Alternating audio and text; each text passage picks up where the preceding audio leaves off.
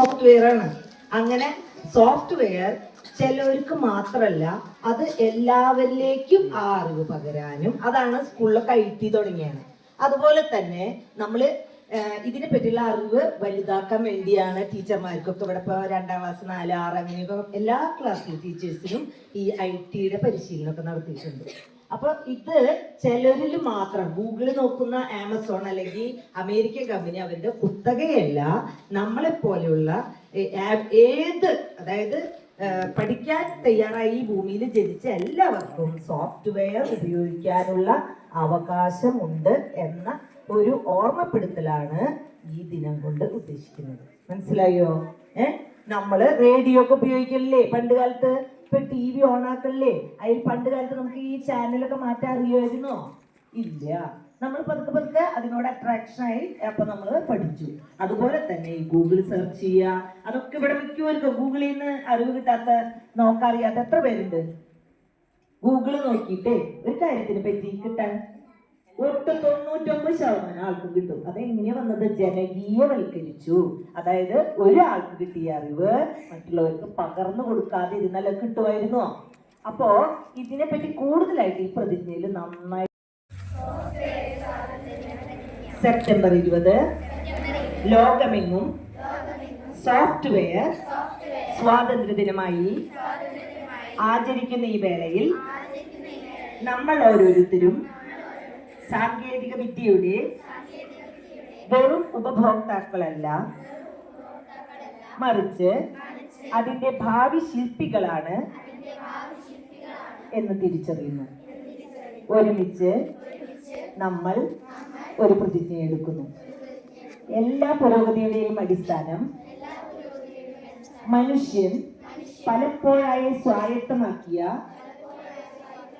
അറിവാണ്.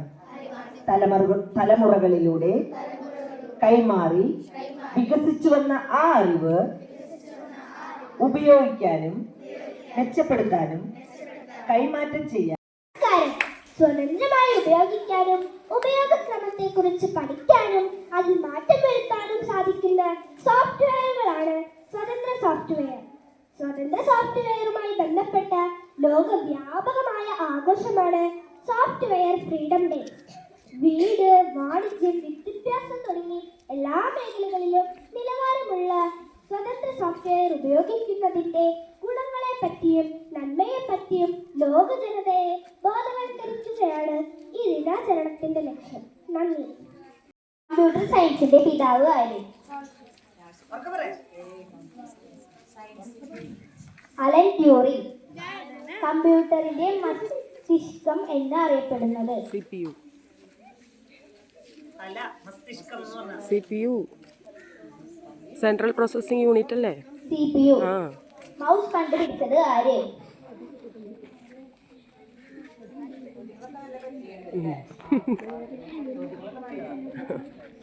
Douglas Engelbart.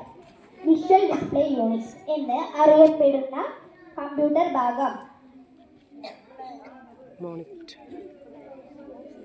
Visual display unit. Visual കാണുന്നത്. Monitor. Computer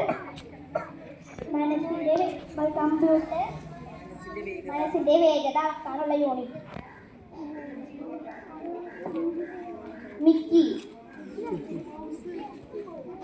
എഐയുടെ പിതാവ് ആര്?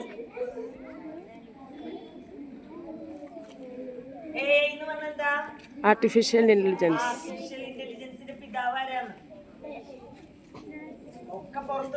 John McCarthy.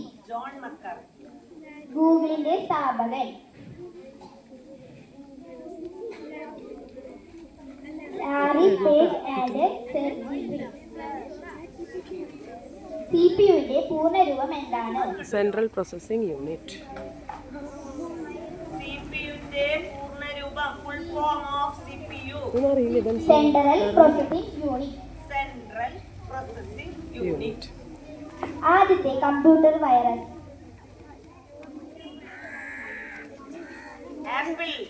ആപ്പിൾ. ലോകത്തിലെ ആദ്യ കമ്പ്യൂട്ടർ പ്രോഗ്രാമർ